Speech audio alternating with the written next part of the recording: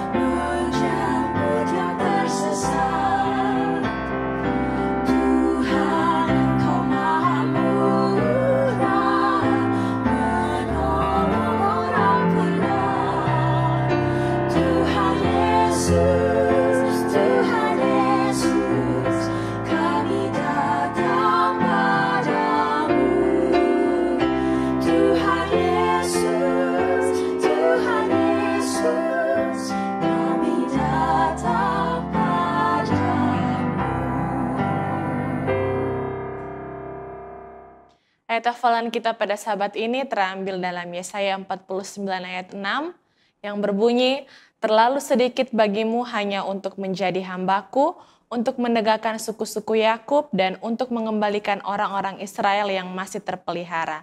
Tetapi aku akan membuat engkau menjadi terang bagi bangsa-bangsa, supaya keselamatan yang daripadaku sampai ke ujung bumi." Mari kita berdoa. Tuhan dalam kerajaan sorga, terima kasih untuk berkat-Mu kepada kami sampai saat ini. Pada saat ini kami akan memulaikan peribadatan di sabat ini. Engkau memberkati sampai selesai dengan tidak kurang satu apapun. Inilah doa pengharapan kami Tuhan, dalam kami telah berdoa. Amin. Selamat pagi, selamat hari Sabat. Sabat ini kita akan belajar mengenai kebahagiaan keluarga. Kebahagiaan adalah harapan setiap rumah tangga. Seperti kita ketahui, zaman sekarang ini begitu banyak perceraian. Suami, istri saling menyakiti dan meninggalkan satu dengan yang lain. Dan anak-anak kehilangan pegangan mereka. Saudara, jangan biarkan hal itu terjadi dalam keluarga kita.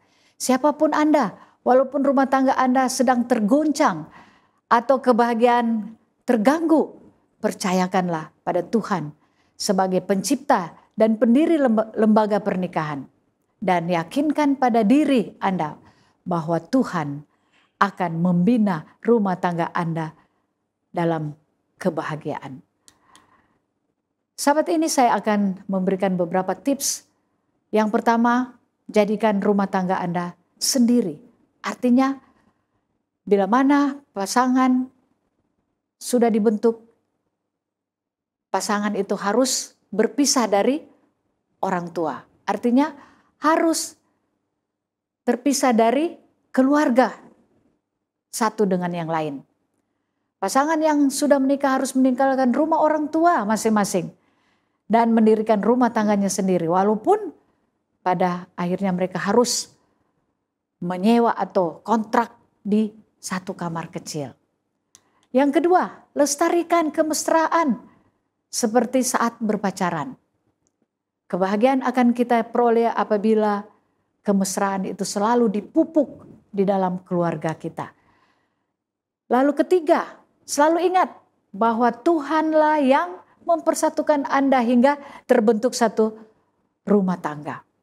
Ingat bahwa Tuhan sendiri yang memberkati saudara dalam satu pernikahan yang kudus. Dan Anda berdua atau suami maupun istri harus ingat Tuhan ditinggikan dalam keluarga. Yang keempat, jagalah hati. Jangan biarkan panca indera kita atau nafsu kita, emosi kita menjerat kita. Pikiran-pikiran harus positif. Pikiran-pikiran yang negatif pasti akan menghancurkan keluarga kita. Berhentilah berpikiran negatif, itu semua akan merusak akan kebahagiaan keluarga. Amsal 4 ayat 23 katakan, jagalah hatimu dengan segala kewaspadaan karena dari situlah terpancar kehidupan. Yang kelima, jangan pergi tidur di malam hari dengan perasaan marah. Saudara-saudara, kita harus ingat bahwa amarah kita harus diselesaikan sebelum matahari terbenam. Ingat, Tuhan berkata bahwa kemarahan harus padam sebelum matahari terbenam. Dalam Efesus 4 ayat 26 katakan, janganlah matahari terbenam sebelum padam amarahmu. Selain itu, kebaikan adalah pengalaman yang sangat menyenangkan dengan kekuatan luar biasa untuk membuat pasangan suami istri menjadi lebih dekat satu dengan yang lain. Yang keenam, jadikan Tuhan sebagai inti atau pusat rumah tangga Anda. Ini adalah satu aturan yang paling utama, mengutamakan Tuhan. Dengan Yesus Kristus dalam hati dan dalam keluarga Anda, maka pernikahan Anda akan berhasil. Berdoa dan berdoa bersama-sama. Saudara, pada waktu pagi dan petang, biasakan kita berdoa bersama. Berdoalah untuk satu sama lain. Berdoalah untuk semua rencana-rencana yang baik. Ada jaminan doa kita akan dijawab. 8, sejak awal sepakat bahwa bercerai itu bukan solusi yang baik. Ingat, dalam Matius 19 ayat 6 katakan, karena itu apa yang telah dipersatukan Allah tidak boleh diceraikan manusia. Ke-9, Tuhan memberikan standar kasih, usahakan agar Anda mencapainya. Kita boleh baca dalam 1 Korintus 13 ayat 4-7 mengungkapkan bagaimana itu kasih. Kasih itu sabar, kasih itu murah hati, tidak sombong, ya, tidak cemburu, dan seterusnya. Tapi pertanyaan, apakah itu kita sudah praktekkan? Ingat, dengan kasih sejati, rumah tangga Anda tidak akan hancur. Yang ke-10, ingat bahwa kritik dan pengeluhan selalu menghancurkan kasih itu sendiri. Boleh ada kritik, boleh ada teguran, tetapi teguran dan kritik untuk membangun. Sebaliknya, kritik atau teguran untuk menjatuhkan itu memang menghancurkan rumah tangga kita. Matius 7 ayat 3 dikatakan, mengapakah engkau melihat selumbar di mata saudaramu, sedangkan balok di dalam matamu tidak engkau ketahui? Ingat, kita tidak boleh terlalu mengkritik akan pasangan kita berlebihan. Yang ke-11, hargai hak-hak pribadi dan privasi satu sama lain. Suami istri, Anda memiliki hak pribadi atas mungkin benda-benda, ya, apa yang milik suami atau milik istri, itu kita harus apa? Saling menghargai. Roma 12 ayat 10 katakan, hendaklah kamu saling mengasihi sebagai saudara dan saling mendahului dalam memberi hormat. Jadi menghargai satu dengan yang lain adalah sesuatu yang membuat keluarga kita bahagia. Berikut, jadilah bersih, jadilah bersahaja, rapi dan bertanggung jawab. Sifat malas dijauhkan. Saudara, apabila kita rajin, kita selalu menjaga, merawat akan keluarga kita dengan kebersihan, maka rumah kita menjadi tempat yang nyaman untuk ditinggal atau ditempati, untuk dihuni oleh suami, istri, dan anak-anak tentunya. Jangan ada kemalasan di dalam keluarga. Didiklah anak-anak kita untuk rajin bekerja. Usahakan untuk tidak membentak dan selalu menggunakan kata-kata yang sopan dan ramah. Jadi tips yang berikut, usahakan agar kita selalu berlaku sopan, ramah satu dengan yang lain. Usahakan untuk berbicara dengan suara lemah lembut. Tidak harus apa? Marah berlebihan. Seringkali kita menyakiti pasangan kita dengan kata-kata yang kasar. Itu membuat kebahagiaan rumah tangga akan semakin pudar. Ingat, bersikaplah selalu bijaksana dalam mengatur keuangan. Tips yang ke-14 ini yang membuat kita berpikir, minta kuasa Tuhan untuk lebih bijaksana mengatur keuangan rumah tangga. Suami yang pelit biasanya menyebabkan istri jadi tukang belanja. Dan suami yang boros membuat istri menjadi pelit. Sebaliknya ya. Tapi biarlah, karena kasih itu murah hati dan tidak mencari keuntungan diri sendiri, seperti yang dikatakan dalam 1 Korintus 13 ayat 4 dan 5, maka sikap bijaksana dalam mengatur keuangan ini akan berjalan dengan baik dan tentunya kebahagiaan kita akan peroleh. Yang terakhir, sering-seringlah berdiskusi, minta pendapat pasangan kita. Komunikasi yang baik antara suami dan istri, juga anak-anak dalam keluarga, itu adalah bagian dari kebahagiaan dalam keluarga. Siapapun kita, walaupun rumah tangga Anda dalam keadaan tergoncang, terganggu kebahagiaan, percayalah Tuhan akan menolong kita. Percayakan kepada Tuhan, Tuhan akan menuntun kita bila kita selalu berserah kepadanya. Tuhan memberkati saudara dan saya dalam membina keluarga bahagia. Terima kasih, Tuhan kiranya memberkati kita semua. Saya bawa dalam nama Yesus. Amin.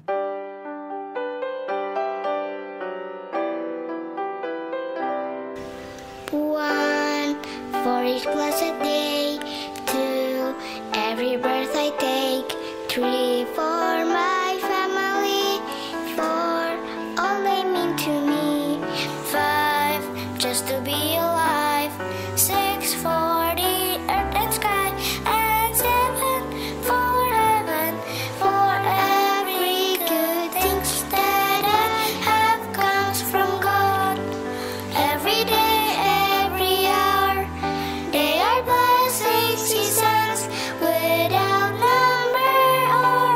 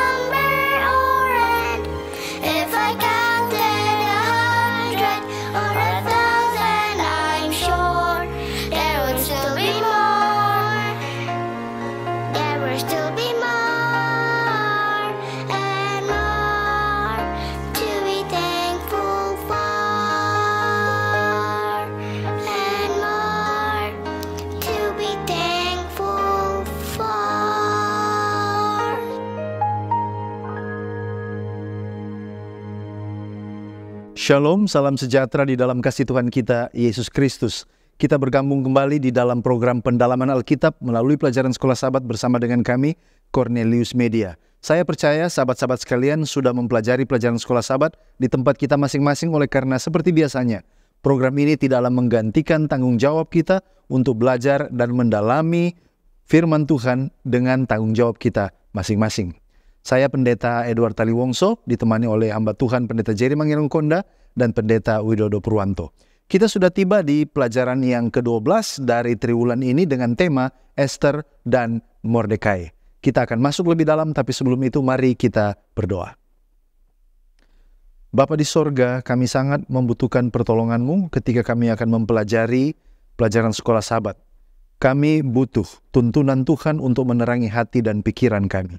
Di dalam nama Yesus kami sudah berdoa. Amin. Program ini terbagi dalam 4 bagian. Yang pertama, kita melihat dasar Alkitabiah, pelajaran sepanjang pekan ini. Yang kedua, kita menggali makna dari ayat inti. Yang ketiga, pertanyaan-pertanyaan yang muncul dari pelajaran hari per hari. Dan yang paling terakhir, kita tiba kepada bagian aplikasi. Mari kita lihat dasar firman Allah pelajaran ke-12 ini. Yang pertama, Daniel 1 ayat 1-12. Daniel dan teman-temannya yang berasal dari Yehuda dibawa ke Babel oleh Raja Nebukadnezar, dan mereka diharapkan untuk melayani di istana dan diberi makanan dari meja raja. Tetapi Daniel bersikeras untuk tidak mencemari dirinya dengan makanan yang melanggar hukum agama mereka. Daniel 6 ayat 1-9. Darius, Raja Media Persia, memilih Daniel sebagai satu dari 3 penguasa tertinggi. Lalu kemudian orang mencoba mencari kesalahan dalam hidup Daniel, tetapi mereka tidak menemukan celah apapun. Tetapi karena kecemburuan, mereka menyusun rencana jahat, membuat raja mengeluarkan dekret larangan berdoa selama 30 hari. Dan siapapun yang melanggar akan dilemparkan ke dalam gua singa. Esther 2 ayat 1-10 dan ayatnya yang ke-20. Raja Ahasweros mencari pengganti Ratu Wasti. Dan Esther, seorang wanita Yahudi, dipilih sebagai ratu yang baru. Esther menyembunyikan identitasnya sebagai orang Yahudi sesuai dengan saran daripada Mordekai pamannya. Tetapi Esther mendapat tempat di hati raja dan Mordekai mencegah rencana pembunuhan terhadap raja. Esther 3 ayat 1-15, Haman, seorang pejabat tinggi di istana Ahasweros, merencanakan pemusnahan massal terhadap orang Yahudi karena Mordekai, seorang Yahudi, menolak untuk sujud kepadanya. Lalu Haman meyakinkan raja untuk mengeluarkan dekret pembunuhan terhadap seluruh umat Yahudi. Esther 4 ayat 1-14, Mordekai memberitahu Esther tentang rencana jahat Haman dan meminta Esther untuk berbicara dengan raja demi menyelamatkan umat Yahudi. Esther 9 ayat 1-12, pada tanggal yang ditetapkan untuk pemusnahan, umat Yahudi memperoleh hak untuk membela diri, dan sebaliknya mereka berhasil melawan musuh-musuh mereka dan menyelamatkan diri dari ancaman pembantaian. Mordekai kemudian mendapat posisi tinggi di istana. Lalu kemudian Purim dirayakan sebagai hari raya peringatan kemenangan itu. Sekarang mari kita lihat makna dari judul Esther dan Mordekai. Nah, menurut Holman Bible Dictionary, Esther ini adalah wanita yang lebih dikenal sebagai Esther dalam Alkitab, sebenarnya bernama Hadassah, yang pada waktu dia lahir dia menjadi yatim piatu di masa kecilnya. Dia ini dibesarkan oleh pamannya Mordekai. Dan di tengah-tengah orang Yahudi yang tinggal di Persia, Esther bertumbuh di sana.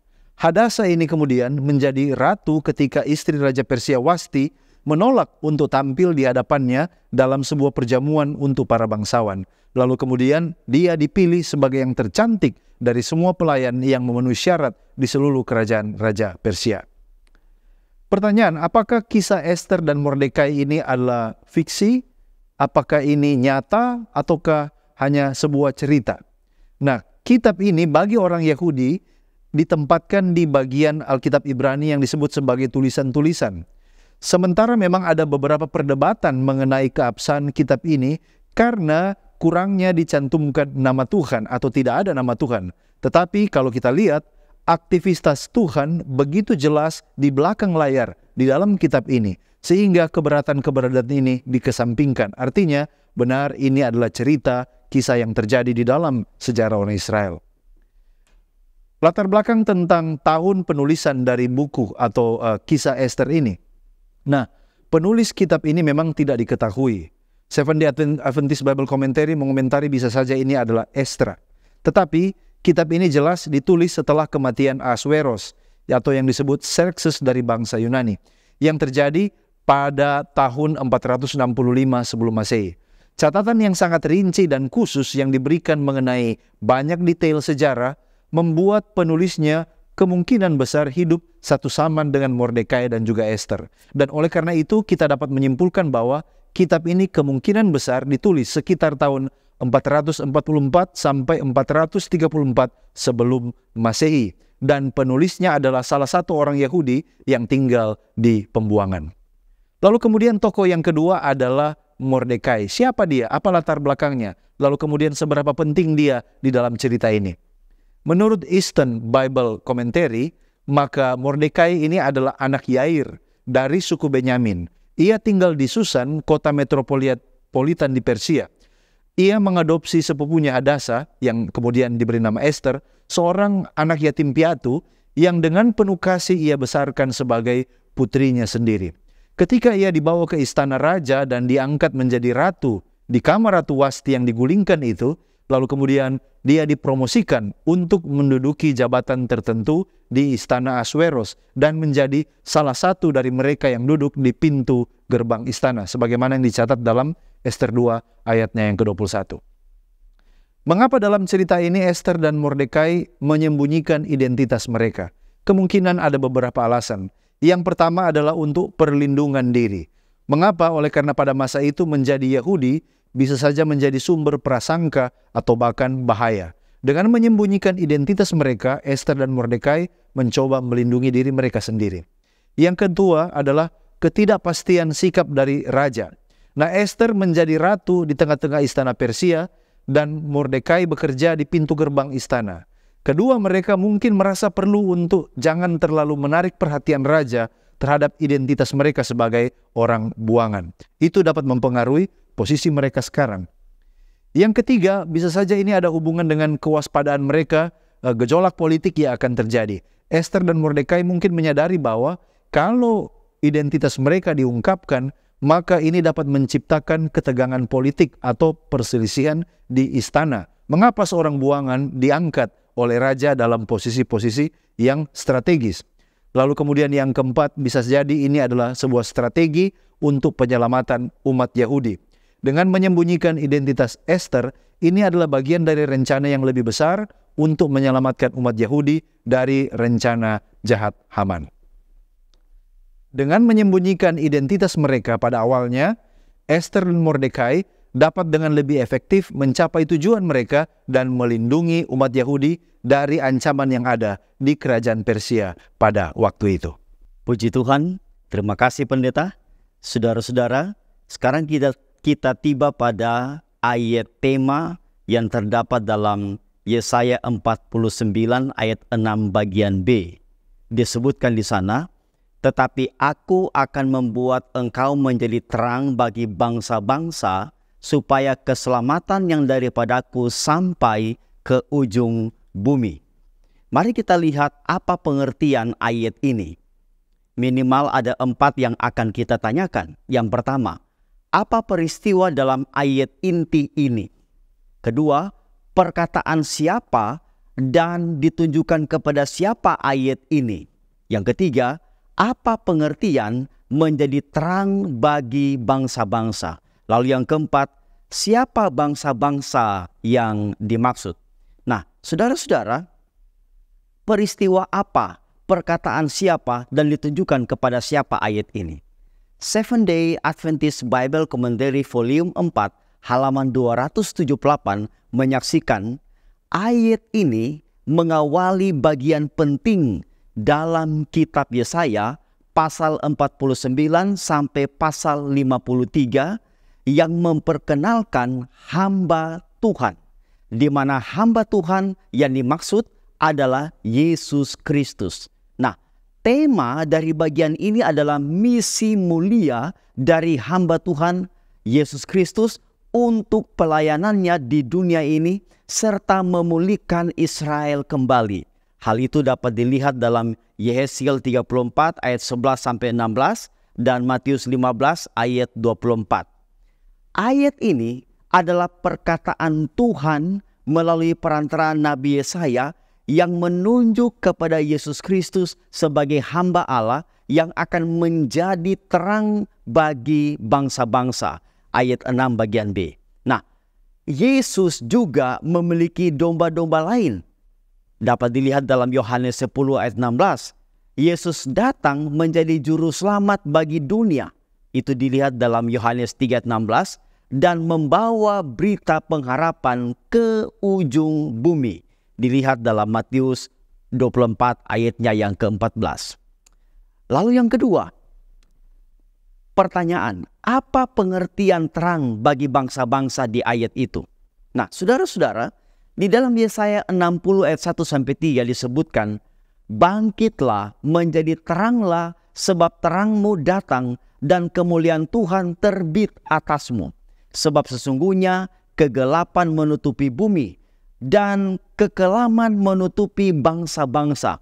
Tetapi terang Tuhan terbit atasmu dan kemuliaannya menjadi nyata atasmu. Bangsa-bangsa berduyun-duyun datang kepada terangmu dan raja-raja kepada cahaya yang terbit bagimu. Di dalam Yesaya 62 ayat 2 juga disebutkan, maka bangsa-bangsa akan melihat kebenaranmu dan semua raja akan melihat kemuliaanmu dan orang akan menyebut engkau dengan nama baru yang akan ditentukan oleh Tuhan sendiri.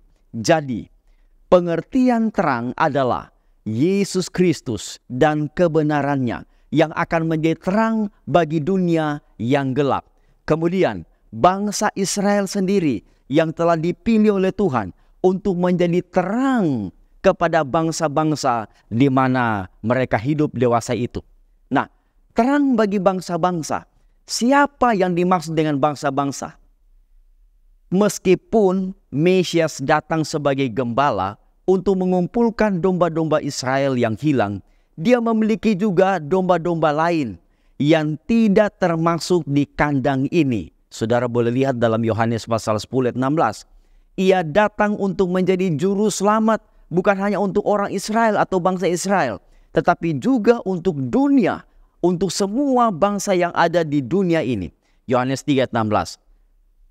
Sekat-sekat kebangsaan harus diruntuhkan. Efesus 2 ayat 14. Dan berita pengharapannya harus sampai ke ujung bumi. Matius 24 ayat 14. Jadi, bangsa-bangsa yang dimaksud adalah bangsa-bangsa yang di muka bumi ini yang harus menerima terang kebenaran yang akan disampaikan melalui bangsa pilihan. Ya, masih dengan pembahasan ayat inti kita, sekarang apa yang dimaksud dengan keselamatan daripadaku? Kemudian apa syarat keselamatan tersebut? Kata utama Ibrani yang diterjemahkan salvation atau keselamatan adalah Yeshua. Inilah kata Ibrani yang digunakan dalam Yesaya 49 ayat yang ke-6. Yang kata kerjanya adalah yasa, yang bisa diterjemahkan selain keselamatan adalah kemenangan, pertolongan atau kelepasan pada waktu krisis dan kesusahan. Dan menurut Zondervan Encyclopedia Q to Z, halaman 265 dikatakan bahwa keselamatan itu adalah pembebasan atau kelepasan dari kuasa dosa serta konsekuensi-konsekuensinya. Dan ini adalah sebuah doktrin utama dalam Alkitab dan teologi Kristen. Itulah sebabnya keselamatan pengertiannya sering dikaitkan dengan membayar biaya tebusan, membeli kembali, penebusan atau pemulihan. Nah, keselamatan daripadaku yang sedang dibicarakan di sini adalah keselamatan atau pembebasan yang datangnya dari Allah. Untuk memahaminya, Colin Brown dalam New International Dictionary of New Testament Theology halaman 177 memberi komentar bahwa setiap kali manusia karena kesalahan mereka sendiri atau karena suatu kekuatan yang lebih tinggi berada di bawah kendali orang lain dan telah kehilangan kebebasan mereka untuk mengimplementasikan kehendak dan keputusan mereka, dan ketika sumber daya mereka sendiri tidak memadai untuk berurusan dengan kekuatan lain tersebut, mereka dapat memperoleh kembali kebebasan mereka hanya dengan campur tangan pihak ketiga. Nah, Allah lah pihak ketiga yang dimaksud dalam pengertian ini. Karena hanya Allah yang sanggup membayar harga tebusan dan pembebasan manusia yang berdosa.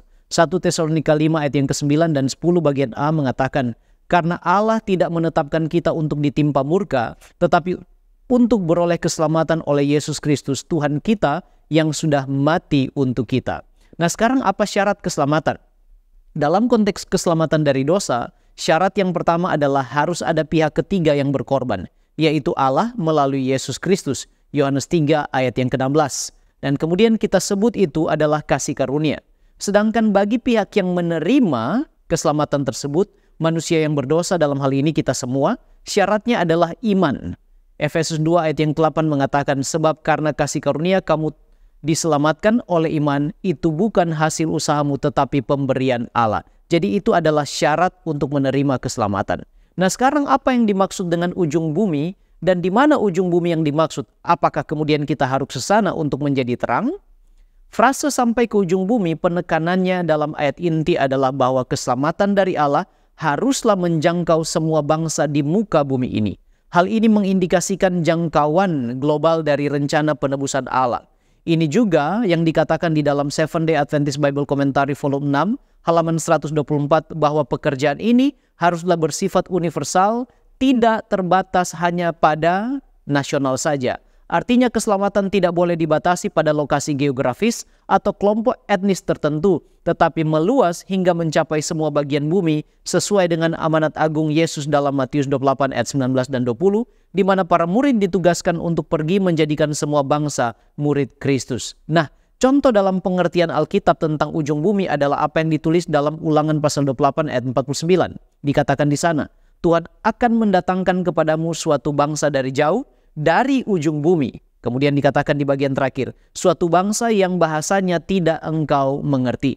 Kalau begitu, ujung bumi dalam konteks misi adalah wilayah atau negeri asing, di mana orang-orang atau penduduknya asing dan bahasanya tidak kita mengerti.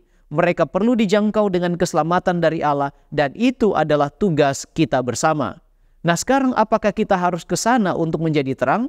Seandainya kita sanggup dan Tuhan beri kita kesempatan, kita harus menjawab kepada panggilan itu, ini aku, utuslah aku.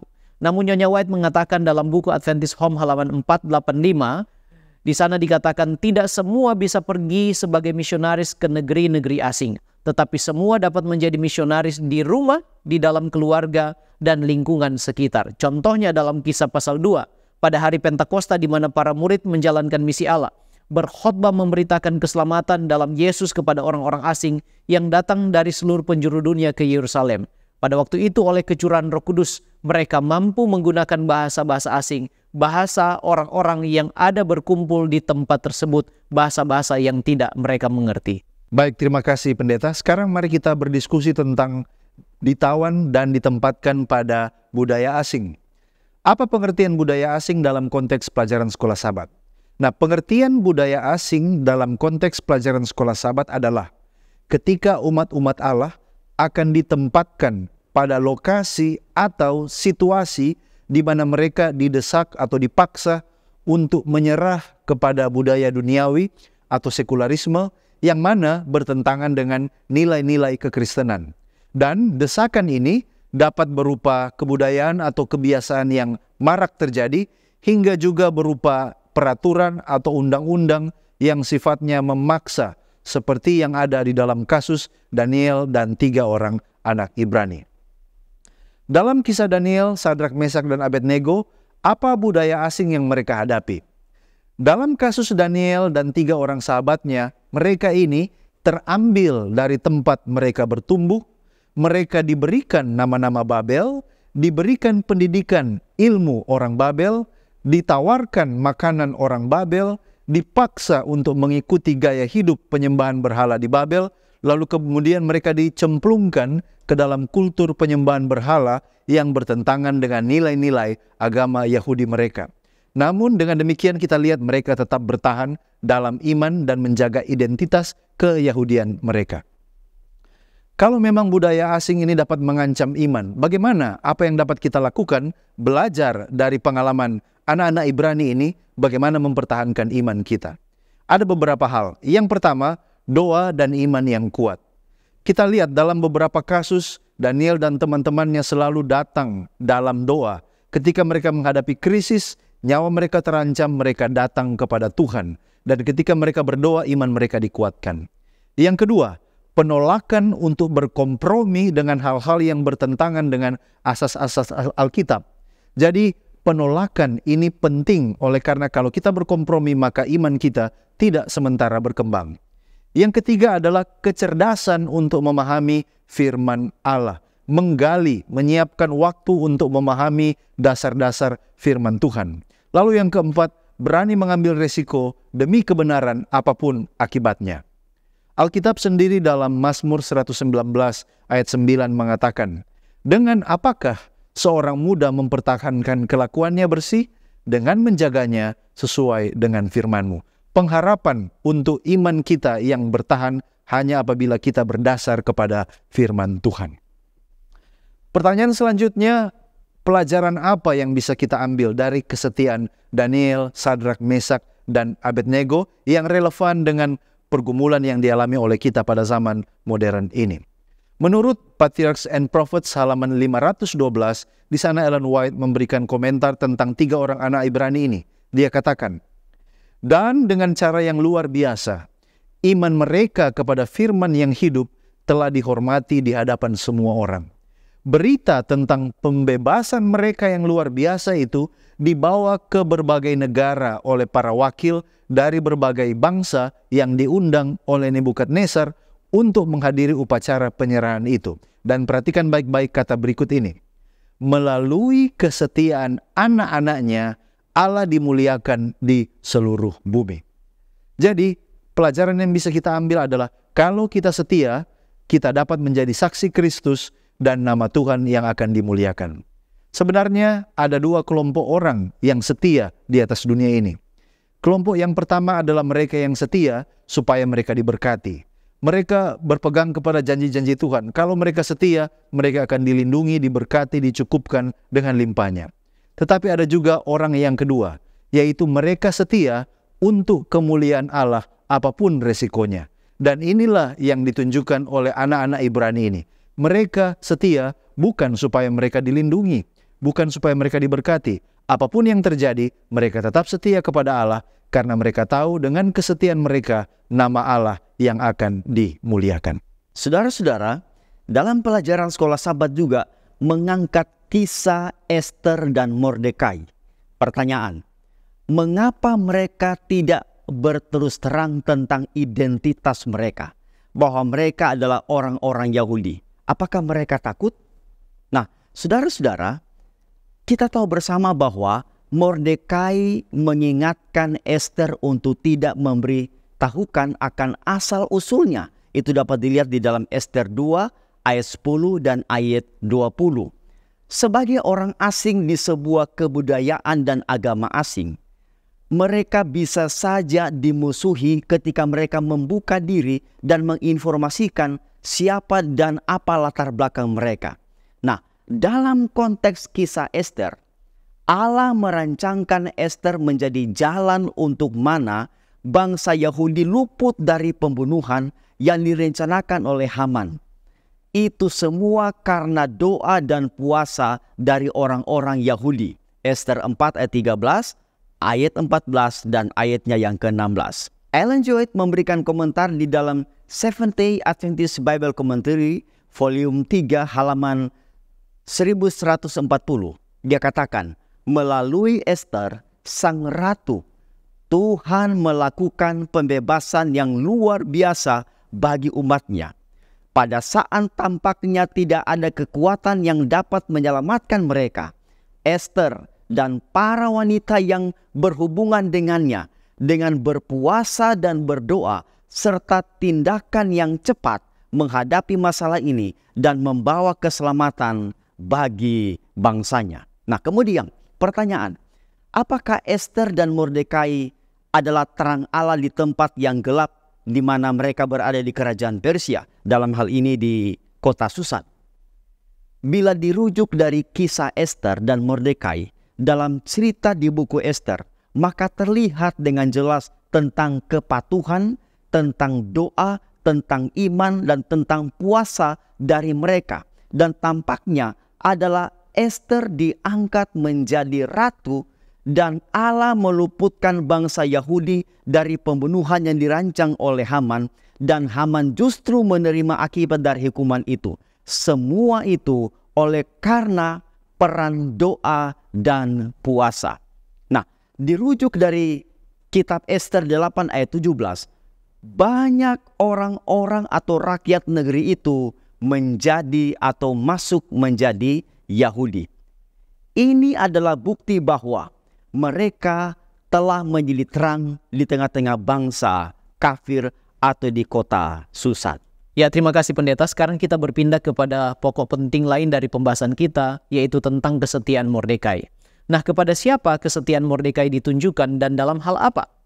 Mordekai adalah salah seorang buangan Yahudi di Babel yang menunjukkan kesetiaan hanya kepada Allah. Dan ia menyatakan hal itu dengan hidup dalam takut akan Tuhan dan menuruti ketetapan-ketetapan Allah. Dan itulah yang diajarkannya kepada Ester yang telah diangkatnya sebagai anak, dikisahkan di dalam kitab Ester.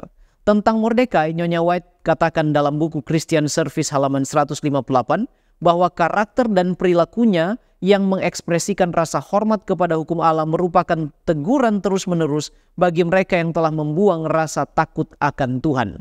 Kata-kata Mordekai kepada Ester di saat-saat krisis dan ancaman menggambarkan imannya kepada Allah, percaya bahwa Allah tahu segala sesuatu dan sanggup memberi kelepasan dan kemenangan kepadanya. Ester 4 ayat yang ke-14 bagian B, di saat-saat krisis dikatakan, siapa tahu mungkin justru untuk saat yang seperti ini engkau beroleh kedudukan sebagai ratu. Kemudian Alfa Omega jilid 4 halaman 200 mengatakan, Ester dan Mordekai menyadari bahwa kecuali Allah bekerja dengan dahsyat demi keselamatan mereka, maka usaha mereka sendiri tidak akan berhasil. Jadi apa yang diinformasikan ini memberi gambaran kepada kita tentang kesetiaan Mordekai kepada siapa dan dinyatakan seperti apa. Nah sekarang, mengapa Mordekai tidak menghormati Haman sebagai pimpinan dan menurut perintah raja? Ester 3 ayat 2 dan 3 mengatakan, dan semua pegawai raja yang di pintu gerbang istana raja berlutut dan sujud kepada Haman, sebab demikianlah diperintahkan raja tentang dia. Tetapi Mordekai tidak berlutut dan tidak sujud. Maka para pegawai raja yang di pintu istana raja berkata kepada Mordekai, mengapa engkau melanggar perintah raja? Mordekai, saudaraku, mengambil sikap ini karena beberapa alasan. Yang pertama, Haman adalah keturunan Agag orang Amalek yang merupakan musuh bangsa Yahudi sejak mereka keluar dari tanah pembuangan Mesir. Ulangan 25 ayat 19 mengatakan, maka apabila Tuhan Allahmu sudah mengaruniakan keamanan kepadamu daripada segala musuh di sekeliling, di negeri yang diberikan Tuhan Allahmu kepadamu untuk dimiliki sebagai milik pusaka, maka haruslah engkau menghapuskan ingatan kepada orang Amalek dari kolong langit. Janganlah lupa.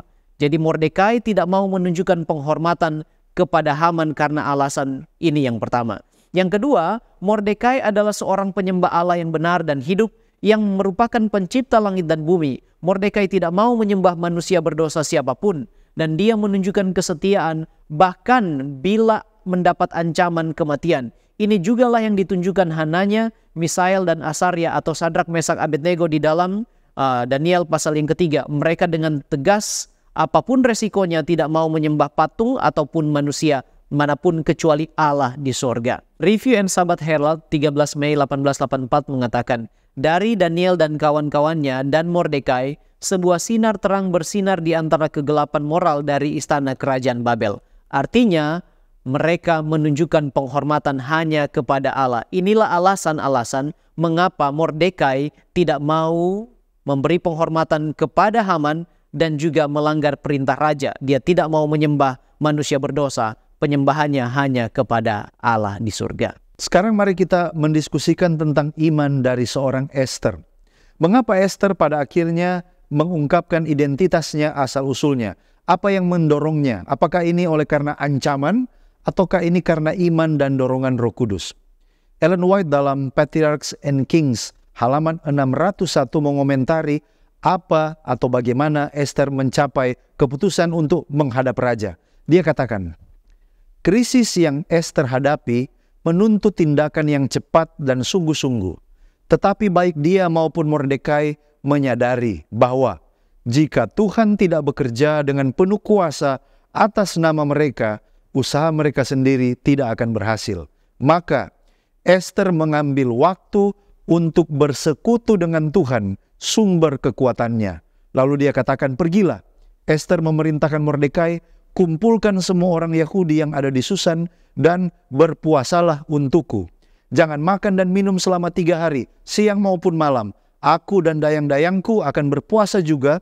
Dengan demikian aku akan menghadap raja yang tidak sesuai dengan hukum memang, tetapi kalau aku binasa, biarlah aku binasa.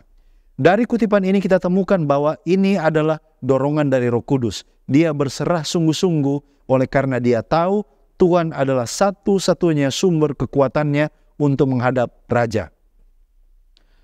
Kalau kita bandingkan kisah daripada Daniel dan 3 anak Ibrani, lalu kemudian Esther dan Mordekai, kita lihat sepertinya tidak ada dampak yang signifikan kesaksian mereka kepada Raja Ahasweros. Tetapi kalau kita teliti baik-baik, sebenarnya baik Daniel dan Esther masing-masing memiliki dampak dalam sejarah suci rencana penebusan Allah. Tapi masing-masing mereka memainkan peran yang berbeda. Mengapa? Oleh karena Daniel ini diutus oleh Allah untuk menyatakan Allah yang disembah oleh bangsa Yehuda lebih berkuasa daripada Allah yang disembah oleh orang-orang Babel. Sementara Esther ditempatkan oleh Allah untuk menyatakan bangsa yang dipilih oleh Allah dan bagaimana Allah akan merealisasikan rencananya di atas dunia ini, yaitu janji tentang Mesias yang akan datang melalui bangsa ini tidak dapat dibatalkan oleh rencana Haman. Jadi mereka bertugas dalam misi yang berbeda, dalam fungsi yang berbeda, tetapi mereka meninggalkan dampak yang luar biasa dalam sejarah keselamatan umat Tuhan. Saudara-saudara, dalam pelajaran sekolah Sabat juga menyinggung soal mujizat Purim. Pertanyaan, bagaimana mujizat itu di zaman Esther? Apakah karena doa dan puasa? Saudara-saudara, kitab Esther adalah kitab yang unik. Mengapa? Satu-satunya kitab yang tidak mencantumkan nama Tuhan adalah kitab Esther. Namun, walaupun tidak ditemukan kata nama Tuhan, tetapi perbuatan dan tindakan Tuhan serta keterlibatan Tuhan dalam menolong dan memuluskan Esther untuk menjadi ratu dan membebaskan orang Yahudi dari ancaman pembunuhan dapat dilihat dalam kitab Esther. Nah, kemudian pertanyaan, mengapa harus berdoa bahkan berpuasa? Saudara-saudara, dalam catatan tokoh-tokoh sentral dalam Alkitab, kita dapat menemukan pengalaman doa dan puasa ketika umat Tuhan menghadapi problema. Sebut saja seperti Daniel dan sahabat-sahabatnya, Yesus, demikian juga dengan murid-murid ketika terpenjara oleh karena Injil. Murid-murid Kristen lainnya berdoa bahkan berpuasa. Dan itu telah menjadi lifestyle atau pola hidup di mana umat Tuhan memohon pertolongan Tuhan saat bahaya menerpa. Bila dilihat dalam Yakobus 5 ayat 13, kalau ada seorang di antara kamu yang menderita, baiklah ia berdoa. Ayat 16 dia katakan, doa orang benar bila dengan yakin didoakan sangat besar kuasanya. Nah, saudara-saudara, dalam mewujudkan rencananya, Tuhan inginkan kita bergantung dan percaya sepenuhnya kepada janji-janjinya. Itulah cara Allah untuk melatih kita menjadi umat Tuhan yang setia kepadanya. Nah, kemudian, mengapa Mordekai sepertinya membalas dendam kepada Haman, gantinya mengampuni dan memaafkannya? Saudara-saudara, hukuman yang dialami oleh Haman dimulai dengan rencananya sendiri untuk membinasakan Mordekai bersama dengan bangsanya oleh karena ia, Haman, tidak mendapatkan penghormatan dari Mordekai setelah raja mengeluarkan aturan untuk tunduk dan hormat kepada Haman. Mordekai adalah orang Yahudi. Ia tahu bahwa dalam menyembah hanya bisa digunakan kepada Allah, gantinya kepada manusia. Sama seperti Daniel dan sahabat-sahabatnya, tidak mau menyembah kepada patung buatan Raja Nebukadnezar. Demikian Mordekai tidak akan tunduk dan hormat serta menyembah kepada manusia, dalam hal ini kepada Haman.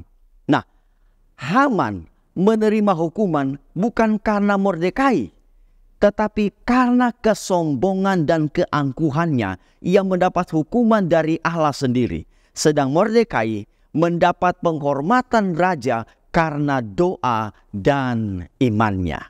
Nah, sebagai penutup dan aplikasi dari pembahasan kita, apa pelajaran dari Esther dan Mordekai yang dapat kita hidupkan atau praktekkan dalam kehidupan kita saat ini? Ada begitu banyak pelajaran rohani dari kisah Esther dan Mordekai yang boleh kita ambil dan hidupkan saat ini. Namun beberapa yang saya mau bagikan. Yang pertama, kita belajar untuk mempraktekkan kesetiaan yang sungguh kepada Allah. Percaya bahwa Allah sanggup dan terus bekerja bagi umatnya dan untuk kemuliaan namanya. Sekalipun kitab Esther adalah satu-satunya kitab dalam Alkitab yang tidak menyebutkan nama Allah atau Tuhan, namun pekerjaan tangannya yang ajaib nyata di dalam kisah Esther dan Mordekai. Alfa Omega Jilid 4 halaman 198 mengatakan, masih saja merupakan rencana Tuhan sebagaimana dari mulanya, supaya umatnya akan menjadi suatu pujian di bumi dan menjadi kemuliaan bagi namanya. Alasan atau pelajaran yang kedua adalah kita harus hidup dalam takut akan Tuhan dan hormat hanya kepada Allah, lebih daripada apapun juga sekalipun ada ancaman di dalamnya. Sama seperti yang dinyatakan oleh Esther dan Mordekai, bahkan di tengah ancaman untuk pembunuhan, mereka tetap menunjukkan rasa takut dan hormat kepada Tuhan saja. Dan yang ketiga, serahkan segalanya kepada Tuhan, sebab segala sesuatu akan indah pada waktunya Tuhan, yaitu indah bagi orang-orang yang berserah dan berharap kepadanya. Janjinya dalam Alfa Omega Jilid 4 halaman 202, di sana dikatakan, tetapi mereka yang takut akan Allah tidak akan dibiarkan bimbang. Sekarang sebagaimana pada zaman Esther dan Mordekai, Tuhan akan mempertahankan kebenarannya dan umatnya. Jadi itulah janji yang boleh kita pegang. Nah sekarang bagaimana kita boleh menang menghadapi masalah kehidupan seperti kesulitan, kesusahan, atau mungkin ancaman dan lain sebagainya. Dari kisah Esther dan Mordekai kita mendapatkan contoh apa yang harus kita lakukan untuk menang dalam menghadapi masalah-masalah kehidupan seperti kesulitan-kesulitan atau mungkin ancaman hidup. Apa yang mereka lakukan? Esther 4 ayat 16 dan 17 memberi jawaban. Dikatakan, pergilah kumpulkanlah semua orang Yahudi yang terdapat di Susan dan berpuasalah untuk aku. Janganlah makan dan janganlah minum 3 hari lamanya, baik waktu malam, baik waktu siang. Aku serta dayang-dayangku pun akan berpuasa demikian. Maka pergilah Mordekai dan diperbuatnyalah tepat seperti yang dipesankan Esther kepadanya. Jadi untuk menang dalam setiap krisis dan kehidupan, kita harus tekun berdoa dan berpuasa. Orang yang berdoa dan berpuasa adalah orang-orang yang berserah dan berharap kepada Tuhan, percaya bahwa Tuhan akan memberi kelepasan dan pertolongan serta keselamatan. Termasuk ketika krisis dan ancaman itu datang saat kita membagikan misi Allah atau Injil keselamatan kepada orang lain, bahkan di tempat-tempat yang asing bagi kita. Nah, Mazmur 34 ayat 5 dan 8 mengatakan, aku telah mencari Tuhan, lalu ia menjawab aku dan melepaskan aku dari segala kegentaranku. Malaikat Tuhan berkemah di sekeliling orang-orang yang takut akan Dia, lalu meluputkan mereka. Janji ini boleh kita pegang. Mazmur 37 ayat 5 dan 6 mengatakan, serahkanlah hidupmu kepada Tuhan, percayalah kepadanya, dan Ia akan bertindak. Ia akan memunculkan kebenaranmu seperti terang dan hakmu seperti siang. Ketika kita berdoa dan berpuasa, berserah dan berharap kepada Tuhan, inilah janji yang akan kita miliki di dalam kehidupan kita, asalnya daripada Tuhan. Mari kita tunduk kepala dan kita satu dalam doa. Terpujilah namamu ya Tuhan Allah kami, sebab Engkau memberi kesempatan kepada kami untuk belajar daripadamu. Melalui pembahasan sekolah Sabat, kami diingatkan ya Tuhan untuk tetap setia kepadamu, menjalankan misi yang Tuhan percayakan, bahkan ke negeri-negeri asing, di mana ada umat-umatmu juga yang sedang menantikan kedatangan para misionaris untuk mengabarkan kabar keselamatan. Tuhan kami rindu, Tuhan pakai masing-masing kami, tapi kami lemah dan berdosa. Kami minta Tuhan kiranya akan mengampuni dan menyempurnakan pelayanan kami, supaya di tempat di mana Tuhan utus kami pergi dan berada, kami sanggup menyampaikan misi kabar baik kepada orang-orang yang membutuhkan. Terpujilah Engkau Tuhan, ajarkanlah kami untuk tetap berdiri pada kebenaran-Mu dan setia di dalam segala keadaan hidup ini, bahkan ancaman yang mungkin ada, kami akan tetap memilih mengikut Tuhan dan menyembah Engkau. Ini doa kami Tuhan, di dalam nama Yesus kami sudah berdoa. Amin. Salam sejahtera untuk kita semua dan selamat hari Sabat saudara-saudara. Puji Tuhan, kita saat ini sementara ada pada acara pelayanan perorangan, dan pada kesempatan ini saya ingin membagikan motivasi pelayanan supaya saya dengan saudara semakin giat dalam pekerjaan Tuhan.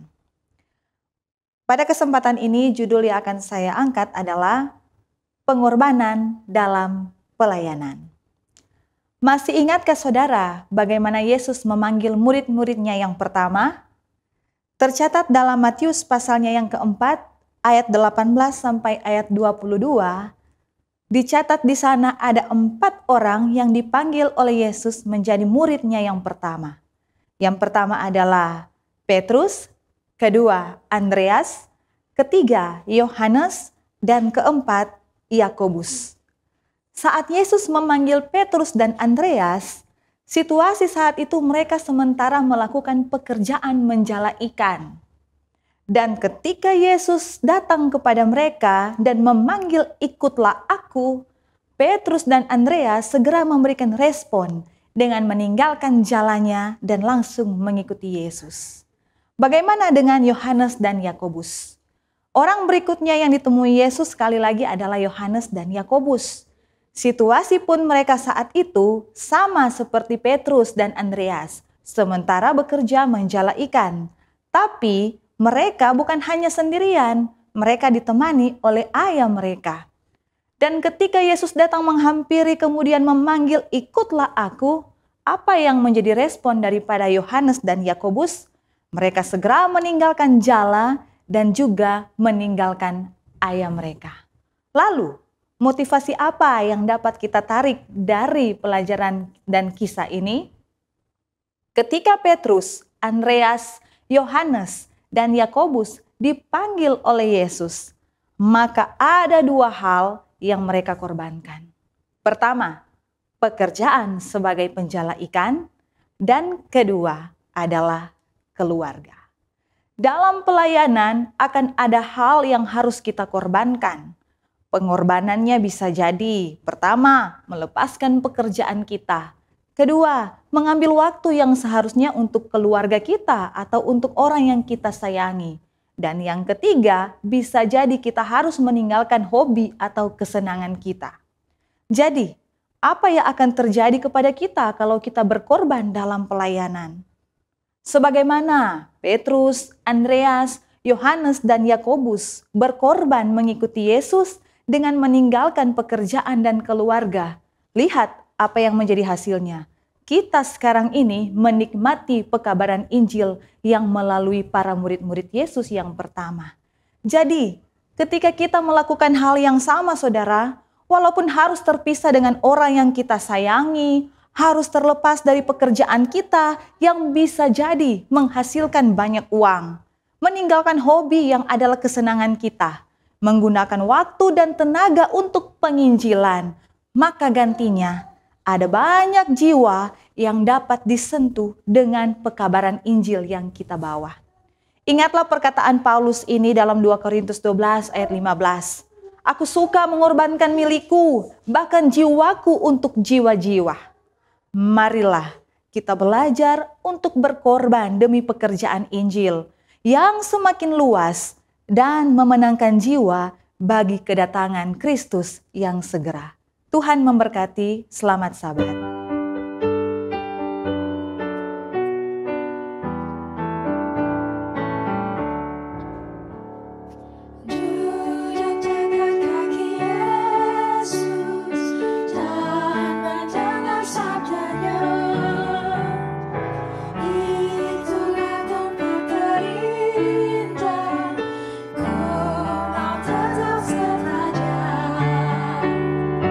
Jujur jaga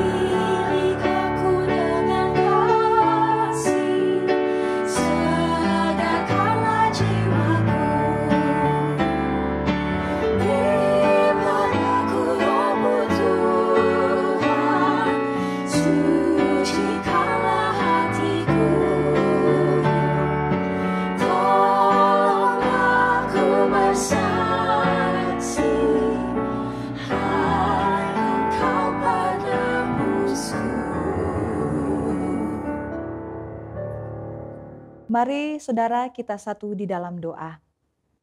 Kami mengucap syukur kepadamu ya Tuhan, Engkau terlalu baik dalam kehidupan kami. Pada Sabat ini kami telah menikmati berkat-berkat Tuhan melalui acara rumah tangga, diskusi pelajaran sekolah Sabat, dan pelayanan perorangan. Kiranya apa yang telah kami buat dan kami lakukan dalam perbaktian ini dapat berkenan di hadapan Tuhan dan menjadi sebuah berkat untuk kami nikmati. Secara khusus untuk acara-acara selanjutnya kami juga pertaruhkan ke dalam tangan kasih-Mu Bapa, sempurnakan doa yang kurang ini, dalam nama Yesus kami berdoa. Amin.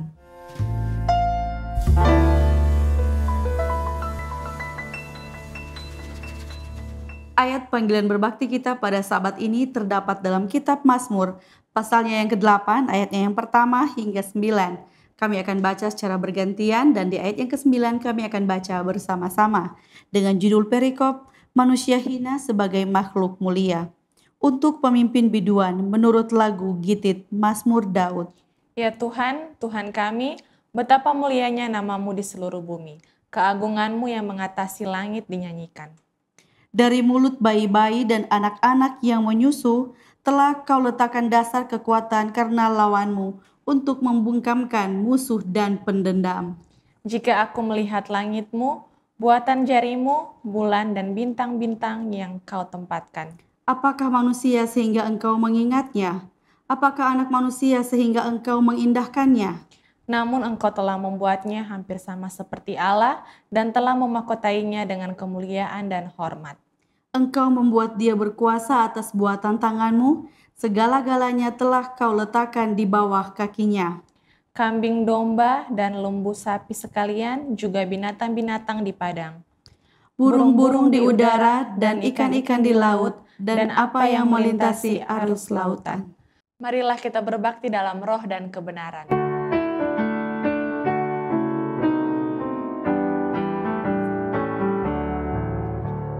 Selamat di lengan Yesus dan diribaannya, sana aku sentosa dan berbahagia. Dengar malaikat nyanyi lagu dari surga, nama Yesus dipuji di atas laut kaca.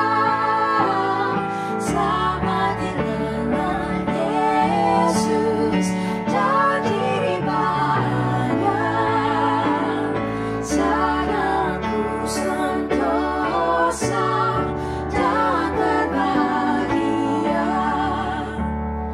Pada ribaan Tuhan aku akan selamat, meski banyak godaan jadaku terjerat.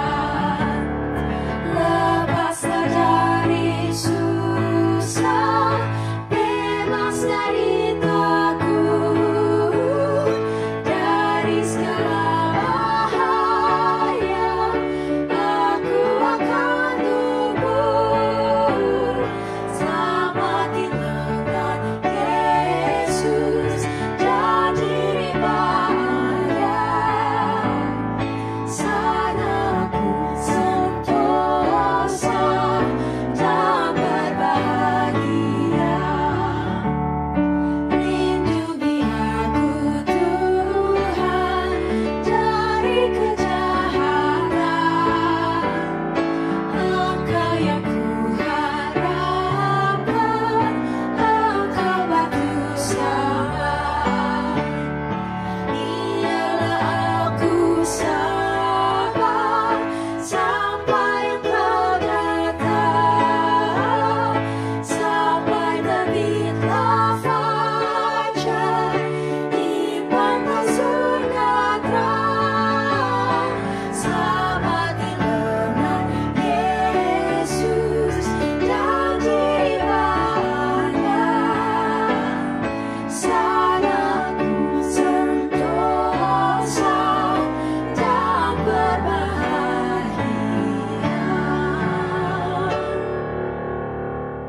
Bapak, Ibu, Saudara sekalian dimanapun berada, saya mengajak kita semua untuk berdoa. Mari kita berdoa. Ya Allah yang kekal, yang berdiam di takhta kemuliaan sorga, kami bersyukur, berterima kasih untuk hari Sabat yang indah yang Kau berikan bagi kami. Terima kasih untuk tuntunan-Mu yang selalu berlaku dalam kehidupan kami. Dan terima kasih untuk semua berkat yang Kau karuniakan dalam kehidupan kami. Saat ini kami berdoa secara khusus hamba-Mu, Ibu Feni Kuhu Rumengan, yang menjadi saluran berkat bagi kami. Kiranya Engkau berkati dia, agar firman yang dia bawakan benar-benar menjadi kekuatan bagi kami semua. Dan kami senantiasa berharap sungguh hanya kepada Tuhan. Memberkati hamba Tuhan ini, berkati keluarganya, berkati pelayanannya. Mendoakan semua anak-anak Tuhan yang berbakti bersama-sama saat ini. Di mana saja mereka berada, Tuhan limpah-limpahkan berkat sorga. Sehingga ada sukacita dalam kehidupan mereka. Dan dengan senang hati mereka dapat melayani Tuhan dari waktu ke waktu. Memuji, memuliakan akan nama Tuhan.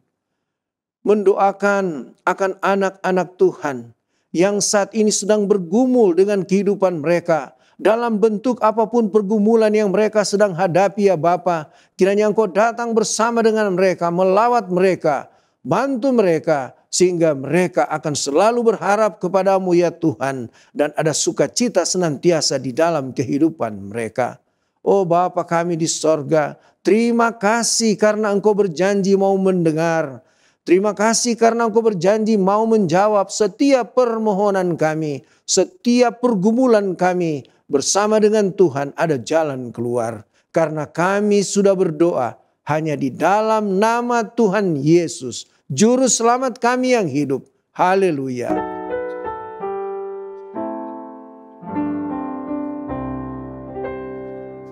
Jadilah Tuhan kehendak-Mu, Engkaulah kali, aku debu. Jadikan aku sesuka-Mu, aku berungku di kaki-Mu.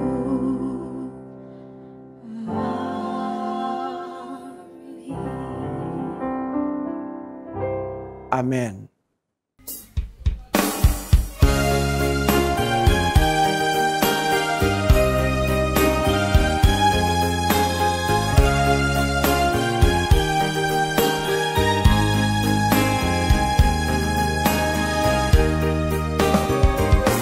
Saat sunyi, saat sepi, ku merenung nasib ini. Sesungguhnya hidup ini tak berarti tanpa salib Tuhan bersamaku.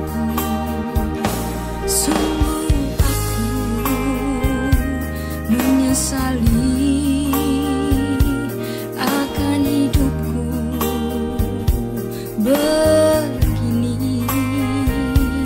Ku abaikan kasih setia-Mu, hidup dalam dosa penuh nista. Kali ini Tuhan, ku mau iring Tuhan, memikul salib-Mu dengan sejuta harapan. Dunia ku tinggalkan, dunia ku lupakan, ku mau ikut bersama-Mu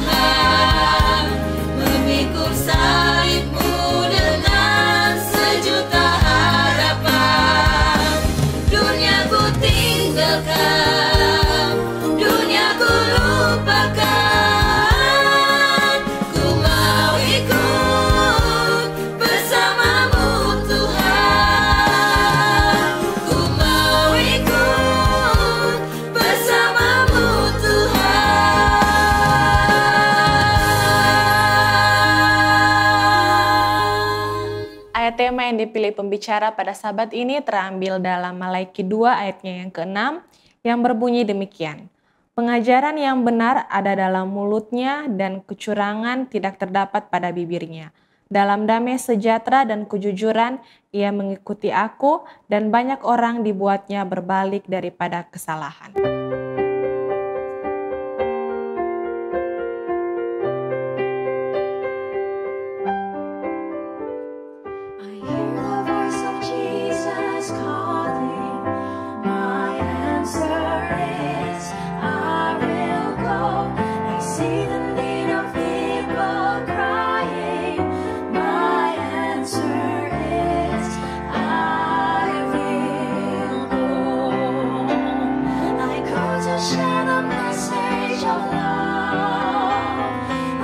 To share the blessed hope.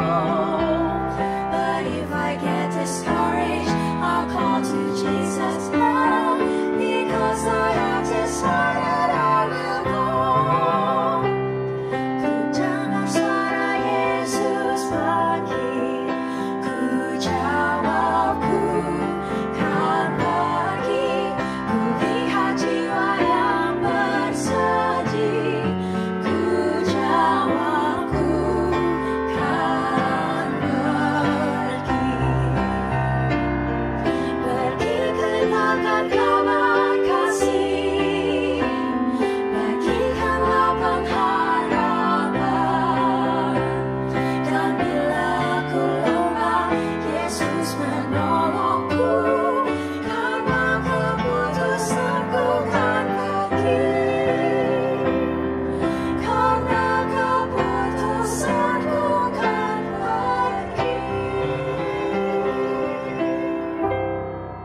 Selamat hari Sabat untuk seluruh umat-umat Tuhan dimanapun Anda berada yang saat ini sementara merasakan sukacita hari Sabat. Dan terimalah salam sejahtera dari Tuhan kita Yesus Kristus. Shalom.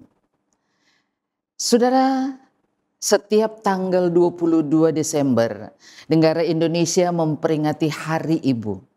Itulah sebabnya pada pagi hari Sabat ini saya mengucapkan selamat Hari Ibu untuk semua ibu-ibu dimanapun Anda berada. Dan dirangkaikan dengan acara Hari Ibu ini, pekabaran yang akan saya bawakan pada hari Sabat ini, saya beri judul Ibu Cintamu Abadi. Ibu Cintamu Abadi. Abadi. Kalau ibu kita sudah tahu, cinta juga kita sudah tahu. Tapi yang saya ingin tekankan pada pagi hari Sabat ini adalah abadi. Apa ini abadi? Abadi, saudara, adalah kata sifat. Kata sifat yang artinya adalah kekal, tidak terbatas. Kalau dilihat dari sudut pandang waktu, maka abadi ini adalah waktu yang tidak terbatas. Selamanya itu abadi ditinjau dari sudut pandang waktu. Nah, abadi ditinjau dari sudut pandang tempat, maka tempat ini tidak pernah tergantikan. Tempat ini adalah kekal. Dan kalau abadi ini ditinjau dari sudut pandang benda, maka abadi ini adalah benda yang tidak pernah akan rusak. Itulah sebabnya pada pagi hari Sabat ini saya ingin atau saya mengambil judul khotbah Ibu Cintamu Abadi. Karena abadinya cinta ibu, makanya Washington Irving, sejarawan Amerika, dia katakan begini. Ibu adalah sahabat sejati. Hanya ibulah yang tetap bersama kita dalam semua kesusahan, semua kesedihan, dan bahkan saat tergelap sekalipun dalam hidup kita, ada ibu di sana. Ada cinta ibu di sana. Saudara, itulah ibu. Abadinya cinta ibu. Walaupun kita dalam kondisi yang sangat sulit, dia tetap ada di sana. Lebih lanjut, Washington Irving dia katakan begini, dalam kehidupan ini sosok atau figur seorang ibu memiliki peran yang sangat penting dalam perkembangan mental serta emosional seseorang. Nah, mental dan emosional seseorang itu diajar atau diberikan atau dituntun mulai dari kecil sampai dia besar. Kalau dia masih kecil dia sudah terbiasa dengan tidak mampu menguasai emosi, sampai besar pun dia akan seperti itu. Dan itu adalah pekerjaan ibu. Lebih lanjut, Washington Irving katakan, ibu digambarkan sebagai sosok malaikat yang nyata dalam kehidupan seorang manusia. Kasih sayang dan kelemah lembutannya tak tergantikan oleh apapun. Itulah ibu. Kita semua para ibu, kita bisa berbangga. Kenapa? Karena kita bisa berada dengan orang-orang yang kita kasih dalam keadaan apapun. Kita juga diharapkan untuk menuntun, membimbing anak-anak kita punya emosional dan punya perkembangan mental yang baik. Dan bahkan kita dikatakan sebagai malaikat yang nyata. Ini satu kebanggaan buat kita para ibu. Kita dianggap sebagai malaikat yang nyata di dalam kehidupan setiap orang. Untuk memberikan kasih sayang, memberikan kelemah lembutan yang tidak tergantikan oleh apapun. Abraham Lincoln dia katakan begini, tak ada orang miskin jika ia memiliki ibu yang saleh. Tak ada orang miskin jika ia memiliki ibu yang saleh. Kita harus menjadi ibu yang saleh. Harus, agar supaya kita bisa memberkati orang lain. Margaret Thatcher, dia katakan begini, setiap wanita yang memahami permasalahan saat mengurus rumah tangga akan lebih memahami permasalahan saat mengurus negara. Margaret Thatcher seorang negarawan, Perdana Menteri Inggris yang cukup lama. Dia tahu ketika dia mampu mengatasi masalah di dalam keluarganya, itu berarti dia mampu mengatasi masalah di dalam negaranya. Kebanggaan untuk kita para ibu. Kita bisa diposisikan pada hal-hal yang positif. Kita bisa melakukan hal-hal yang positif. Nah, mari kita lihat seperti apa ibu yang diharapkan. Bagaimana kita bisa menjadi ibu-ibu yang bisa menjadi berkat, bahkan memberkati orang lain. Yang pertama, ibu dapat mengerjakan apa yang dikatakan orang pekerjaan seorang babu. Tapi itulah sebenarnya pekerjaan seorang ibu. Orang katakan pekerjaan babu. Kenapa? Cuci piring, masak. Apalagi kalau ibu itu wanita karir, dia bekerja. Dia bekerja membantu suaminya untuk bisa memenuhi kebutuhan keluarga. Dia katakan, oh cuci piring bukan pekerjaan saya. Oh mengepel lantai, menyapu di dalam rumah, itu bukan pekerjaan saya. Itu adalah pekerjaan pembantu. Itu adalah pekerjaan babu. Apakah seperti itu? Mari kita lihat. Di dalam buku Membina Keluarga Bahagia, halaman 222, berkata seperti ini. Ada kesempatan yang tidak ternilai harganya, kepentingan yang tidak terduga nilainya diserahkan kepada setiap ibu. Apa itu kesempatan itu, saudara? Lebih lanjut dia katakan begini, segala pekerjaan yang hina dan tidak berkesudahan yang telah dipandang wanita sebagai tugas yang memenatkan harus dipandang sebagai pekerjaan mulia dan agung. Ini adalah kesempatan bagi seorang ibu memberkati dunia dengan pengaruhnya. Jadi ada pekerjaan yang orang lain anggap hina. Tetapi sebetulnya ketika kita para ibu melaksanakan pekerjaan itu, kita sementara memberkati dunia. Kita sementara memberikan berkat kepada dunia melalui pengaruh kita. Jadi ibu-ibu, cuci piring jangan pandang sebagai pekerjaan yang hina. Jangan.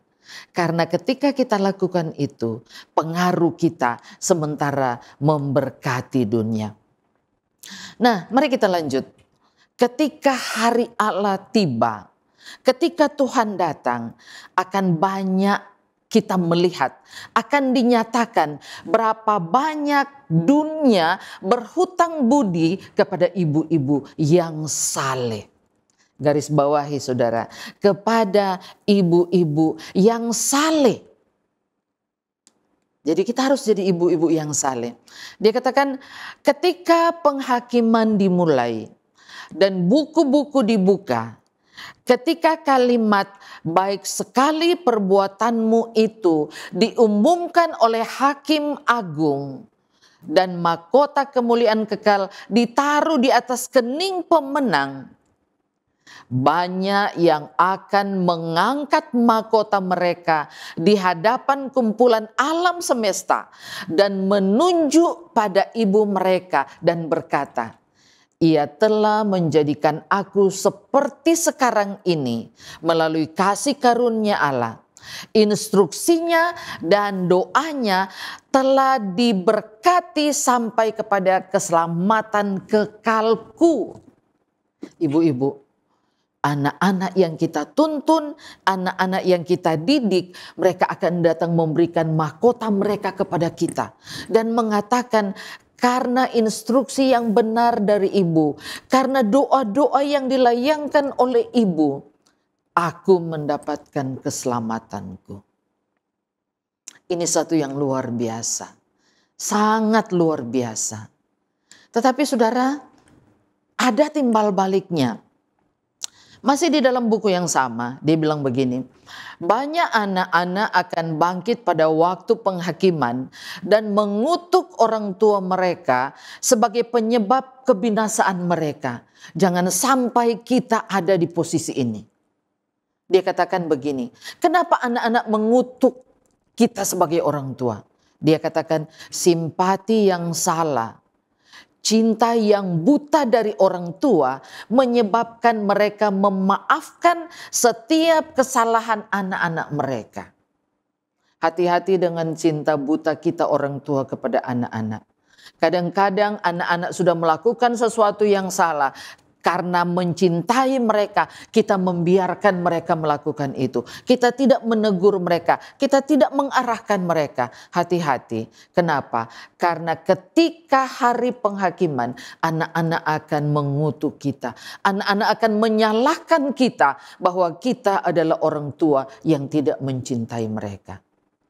Dia katakan begini, mereka dan membiarkan mereka begitu saja tanpa ada usaha memperbaiki. Jadi ketika kita lihat anak-anak kita melakukan sesuatu yang tidak baik, kita orang tua harus ada usaha untuk memperbaiki. Dan sebagai akibatnya anak-anak itu hilang. Kalau kita tidak perbaiki anak-anak itu, mereka akan hilang. Dan darah dari jiwa mereka akan tertanggung ke atas diri orang tuanya yang tidak setia. Ini sesuatu yang sangat mengerikan. Mari kita para ibu-ibu, kita mengarahkan, menuntun anak-anak yang Tuhan sudah percayakan kepada kita.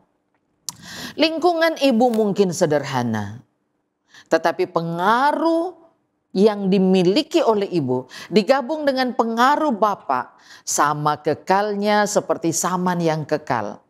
Sesudah kuasa Allah, maka kuasa ibulah yang terkuat untuk kebaikan yang dikenal dunia ini. Sesudah kuasa Allah, maka kuasa ibulah yang paling berpengaruh.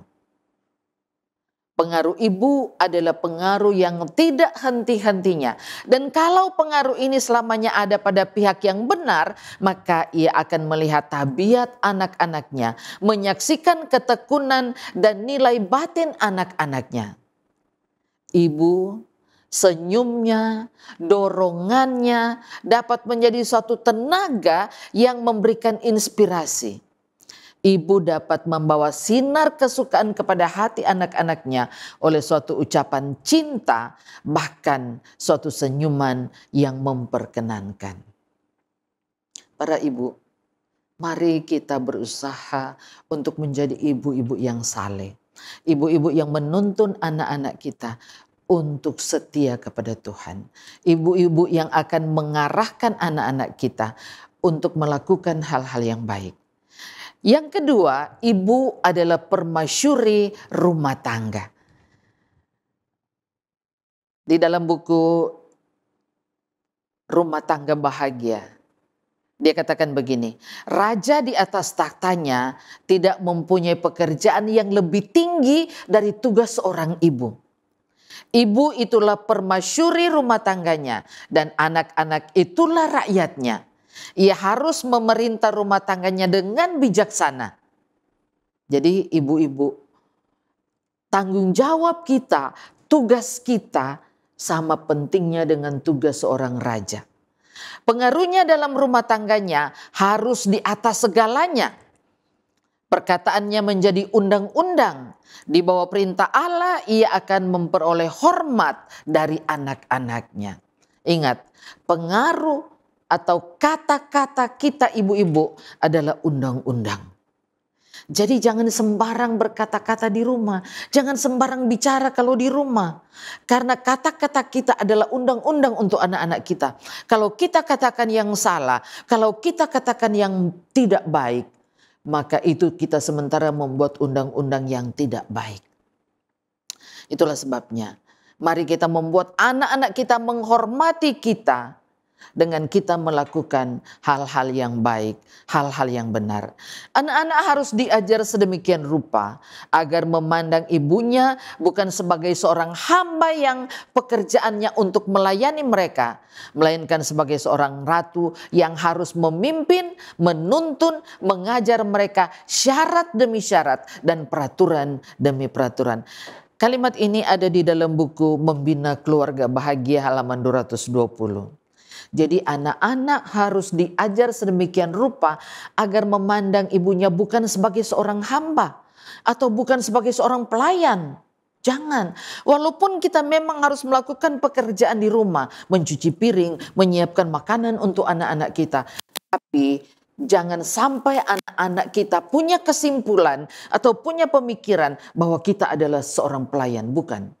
Kita adalah seorang permasyuri yang akan memimpin, menuntun, mengajarkan syarat demi syarat dan peraturan demi peraturan. Itulah sebabnya tadi saya katakan, kalau di rumah jangan asal bicara. Jangan seenaknya mengeluarkan kata-kata yang tidak baik. Kenapa? Karena kita sementara mengajarkan peraturan demi peraturan kepada anak-anak kita. Kita sementara mengajarkan syarat demi syarat kepada anak-anak kita. Yang ketiga, pekerjaan ibu tak ada bandingannya.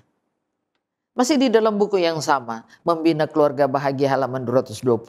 Dia katakan begini, Bapak seringkali pulang ke rumah dengan suasana perasaan puas dan dengan bangga menceritakan apa yang telah dibuatnya sepanjang hari.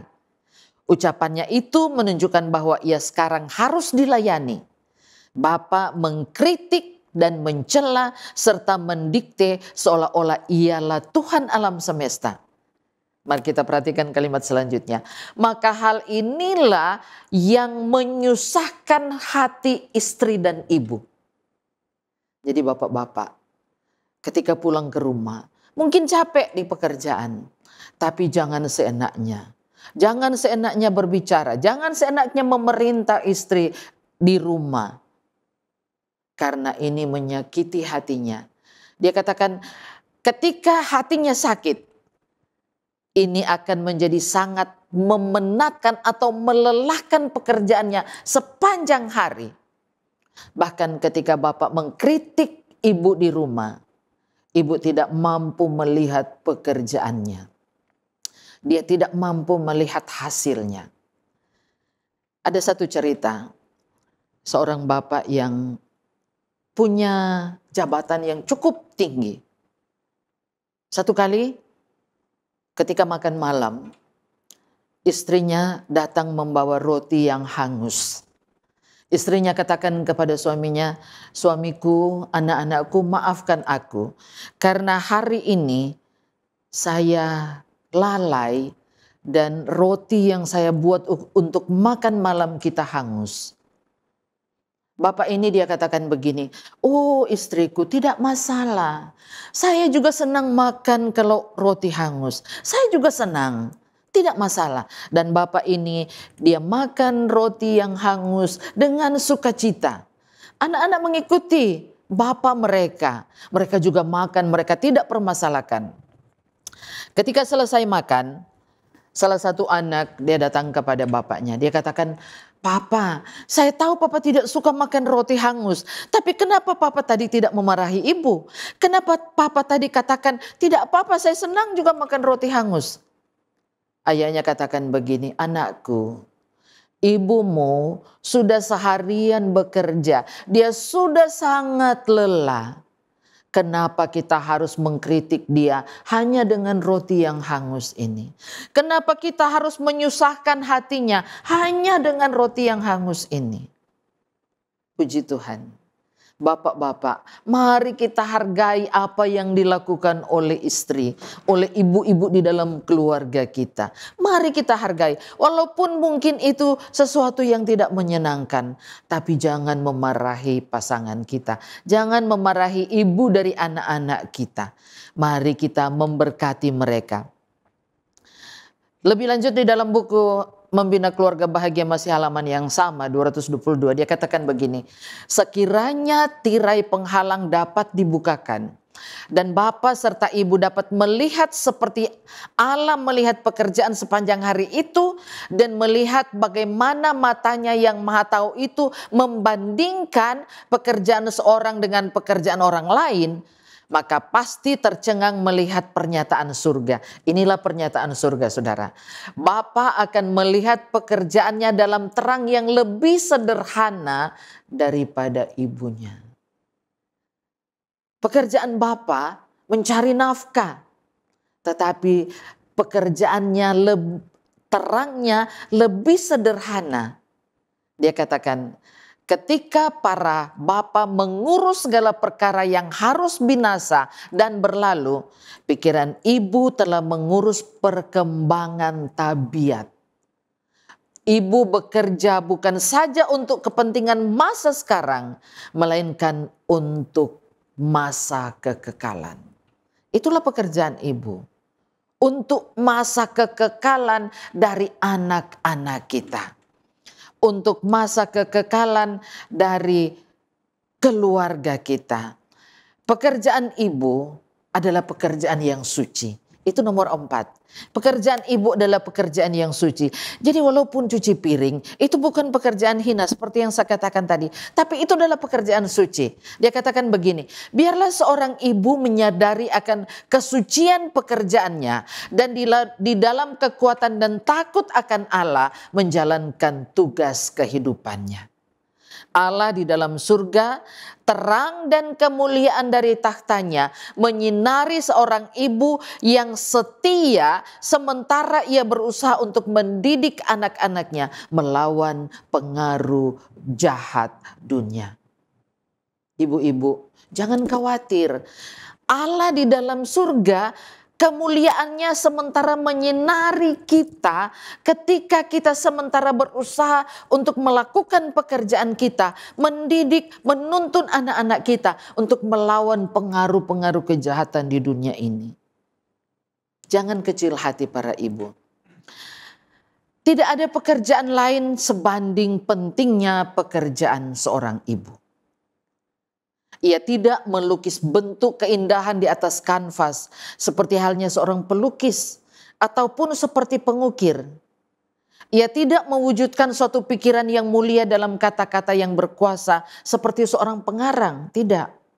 Bukan pula seperti ahli-ahli musik, ia mengubah suatu rasa sentimen yang indah dalam lagu yang merdu. Tidak, ibu tidak lakukan itu. Tetapi dia bilang begini, dengan pertolongan Allah, Kesempatan ibulah untuk memperkembangkan dalam jiwa seorang manusia peta yang sama seperti Allah. Ibu-ibu, itulah pekerjaan kita. Pekerjaan kita adalah suci. Kenapa? Kita tidak merangkai kata-kata untuk bisa membanggakan anak-anak kita, tidak. Tetapi kita sementara memperkembangkan dalam jiwa seorang manusia peta Allah. Itu bukan pekerjaan yang mudah. Itu pekerjaan yang butuh penyerahan. Nah, ibu dan penampilannya. Akan lebih menyenangkan hati suami dan anak-anak mereka bila mana melihat ibu mereka dalam pakaian yang pantas dan baik. Kalau para ibu membiarkan dirinya memakai busana yang tidak rapi di rumah, berarti mereka sedang mengajar anak-anak mereka supaya mengikuti cara-cara yang tidak senonoh. Jadi ibu-ibu hati-hati, walaupun di rumah jangan pakai baju yang sembarang-sembarang. Jangan. Banyak para ibu berpikir bahwa apa saja cukup baik untuk dipakai di rumah. Biarpun pakaian itu kotor dan jorok, maka segera pengaruh mereka akan hilang di dalam rumah tangga mereka. Anak-anak akan membandingkan pakaian ibunya dengan pakaian ibu-ibu lain yang rapi. Maka penghargaan mereka kepadanya semakin berkurang. Kalau di rumah kita pakai baju asal-asal, mungkin kotor, mungkin robek, atau baju yang tidak pantas, maka itu akan membuat penghargaan anak-anak kita kepada kita menjadi berkurang, menjadi tidak baik. Nah, yang keenam, ibu senantiasa bersandar pada hikmat dan kebesaran Allah. Kita ingat cerita tentang Samuel bersama ibunya Hana. Dia katakan begini, kunci kesuksesan Samuel sebagai seorang pelayan cilik adalah doa-doa ibunya dan dedikasi yang cermat melalui latihan serta tuntunan karakternya pada usia Samuel yang masih muda. Hana mengusahakan agar Samuel mempelajari pentingnya hal-hal kecil. Itu yang dibuat Hana kepada Samuel. Itu yang dilakukan Hana kepada Samuel. Yang ketujuh, ibu banyak kali memprioritaskan kebutuhan keluarga sekalipun dia harus mengorbankan kebutuhannya. Ini saudara, ada survei dari Fonterra Brands di Indonesia. Ini perusahaan terkemuka di dunia di bidang nutrisi susu. Dan surveinya begini, mengungkapkan bahwa perempuan Indonesia takut mengidap penyakit tulang, sendi, dan otot karena dapat membatasi mobilitas dan kemampuan mereka dalam mengurus rumah tangga. Jadi mereka takut sakit. Bukan mereka takut merasakan sakit, tapi mereka takut sakit karena itu berarti mempengaruhi aktivitasnya di dalam melayani keluarganya. Ini sesuatu yang luar biasa dan ini kenyataan. Di survei tersebut dia bilang begini, sebagian besar perempuan tidak memprioritaskan kesehatan fisik dan kesejahteraan dirinya karena mereka lebih fokus pada kesehatan dan kesejahteraan keluarganya. Sebagian besar perempuan, hanya sedikit perempuan yang berusaha menerapkan pola makan yang sehat dan berolahraga secara rutin. Hanya sedikit. Ibu-ibu harus kita ingat. Alkitab berkata, kasihilah sesamamu manusia seperti dirimu sendiri. Jangan melebihi diri sendiri. Walaupun sesama manusia itu kita, pasangan kita, anak-anak kita. Tapi kita harus mengasihi mereka sama seperti kita mengasihi diri kita. Itu berarti kita juga harus memprioritaskan kesehatan kita. Dunia penuh dengan pengaruh jahat. Mode dan kebiasaan mempunyai pengaruh yang kuat mendesak orang-orang muda. Kalau ibu gagal dalam kewajibannya untuk mengajar, menuntun dan mempertahankan anak-anaknya, keluarganya, maka anak-anaknya tentu saja akan menerima yang jahat, sebaliknya yang baik. Ini, dunia memerlukan ibu-ibu yang benar-benar ibu. Ibu-ibu yang saleh bukan hanya namanya saja, melainkan dalam arti yang sebenarnya. Biarlah kita sebagai wanita menyadari tentang kesucian pekerjaan kita, kesucian didikan kita di dalam keluarga, ketakutan kita, kekuatan kita, kita serahkan kepada Yesus. Kita selalu libatkan Tuhan di dalam tanggung jawab yang Tuhan percayakan kepada kita. Dengan demikian kita akan melakukan apa yang menjadi tugas kita. Mengembalikan peta Allah yang hilang kepada anak-anak kita. Mother Teresa, dia katakan begini, jangan berusaha melakukan sesuatu yang besar karena mungkin kita tidak bisa. Tapi lakukan sesuatu yang kecil dengan cinta yang besar. Lakukanlah sesuatu yang kecil dengan cinta yang besar. Ibu, cintamu abadi. Mari kita lakukan sesuatu yang walaupun hanya kecil, ketika kita lakukan dengan cinta yang besar, maka akan terasa manfaatnya yang besar di dalam keluarga kita. Ayat tema kita pada hari Sabat ini, Maleakhi pasal 2 ayat 6. Pengajaran yang benar ada dalam mulutnya, dan kecurangan tidak terdapat pada bibirnya. Dalam damai sejahtera dan kejujuran ia mengikuti aku, dan banyak orang dibuatnya berbalik daripada kesalahan. Pengajaran yang benar biarlah akan ada di mulut dari setiap ibu-ibu. Dalam damai sejahtera dan kejujuran kita menuntun dan mendidik anak-anak kita untuk setia kepada Tuhan. Jangan pernah kita melalaikan tanggung jawab kita sebagai seorang ibu. Agar ketika Tuhan datang, ketika mahkota kemenangan diberikan kepada anak-anak kita, mereka akan ambil mahkota itu, mereka akan datang berikan mahkota itu kepada kita dan mengatakan, Ibu, karena cintamu abadi, maka aku berada di dalam kerajaan surga. Tuhan menolong kita menjadi ibu yang benar-benar ibu. Ibu-ibu yang saleh, yang siap mempertanggungjawabkan keluarga kita kepada Tuhan yang mengasihi kita, yang mencintai kita dengan cinta yang abadi.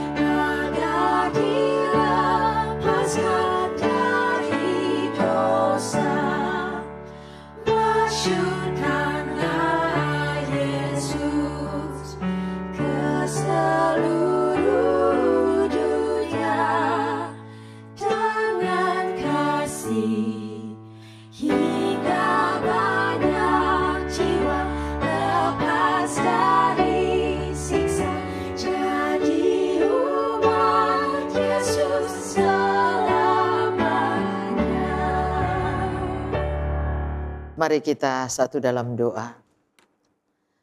Bapa kami, Engkau Allah yang mengasihi kami. Kami sangat bersyukur karena sebagai ibu di dalam keluarga, Tuhan memberikan petunjuk-petunjuk kepada kami apa yang harus kami lakukan. Kami manusia yang terbatas. Kami manusia yang begitu banyak kekurangan dan kelalaian kami. Tapi Tuhan, kami yakin ketika kami datang kepada Tuhan, ketika kami mengundang Tuhan untuk menguatkan kami, untuk bersama-sama dengan kami menjadi ibu yang saleh di dalam keluarga, yang akan menuntun anak-anak kami, yang akan membahagiakan keluarga kami, membahagiakan pasangan kami, menyukacitakan keluarga kami. Tuhan, mampukan kami, berikan kami kuasa, berikan kami kesanggupan. Kami rindu Tuhan, ada sukacita, ada kebahagiaan, ada kedamaian di dalam kehidupan keluarga kami.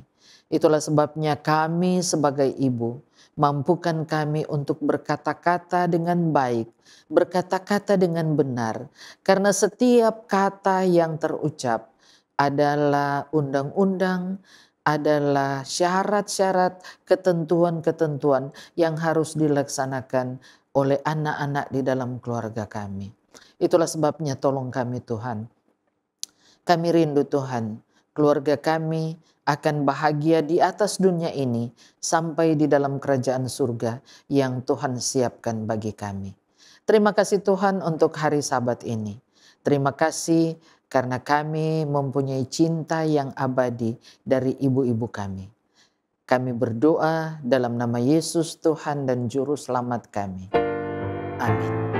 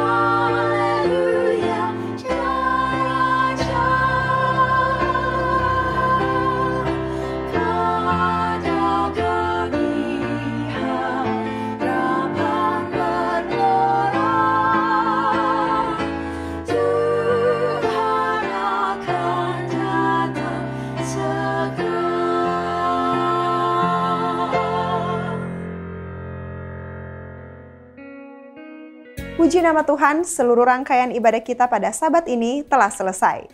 Terima kasih untuk seluruh umat Tuhan yang telah beribadah bersama dengan kami. Kiranya berkat dari Tuhan menjadi bagian kita semua. Saya Febriani Ray bersama kru yang bertugas, pamit undur diri. Kita akan berjumpa minggu depan dalam program yang sama, Convergence in Christ, hanya di Cornelius Media, Bridge to the Truth. For the God of the mountain is the God in the valley. When things go wrong, He'll make them right.